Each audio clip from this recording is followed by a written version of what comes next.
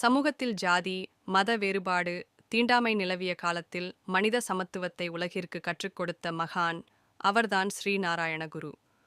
1856ஆம் ஆண்டு ஆகஸ்ட் 20 அன்று கேரளத்தின் செம்பழந்தி என்னும் சிற்றூரில் மாதவன், குஞ்சு அம்மா தம்பதியருக்கு ஒரு மகன் பிறந்தார். அந்தச் சிறுவன்தான் நாராயணன். சிறுவயதிலிருந்தே கல்வியிலும் ஆன்மீகத்திலும் ஆர்வம் கொண்டவர். அந்த காலத்தில் சமூகத்தில் கடுமையான ஜாதி வேறுபாடு நிலவியது. தீண்டாமை காரணமாக ஏழை மக்கள் கோவிலில் கூட நுழைய முடியவில்லை. இந்த அநீதிகளுக்கு எதிராக நின்றவர் நாராயணகுரு. 1888ஆம் ஆண்டு அருவிப்புறத்தில் அனைவரும் வழிபடக்கூடிய சிவலிங்கம் ஒன்றை நிறுவினார்.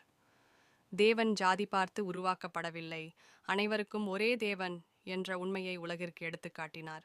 அவர் மக்களுக்கு சொன்ன புகழ்பெற்ற உபதேசம், ஒரு ஜாதி, ஒரு மதம், ஒரே தேவன், மனித குலத்துக்கே.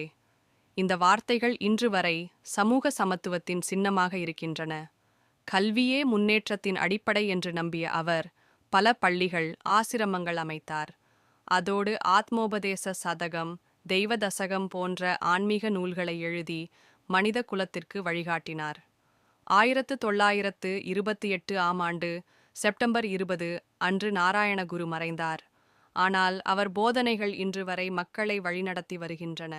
அவரது நினைவாக வருடந்தோறும் சிவகிரி தீர்த்த யாத்திரை நடைபெறுகிறது. சமத்துவமும் சகோதரத்துவமும் நிறைந்த சமுதாயத்தை உருவாக்க வேண்டும் என்ற குருவின் சிந்தனைகள் எப்போதும் நம்மை வழிநடத்தும்.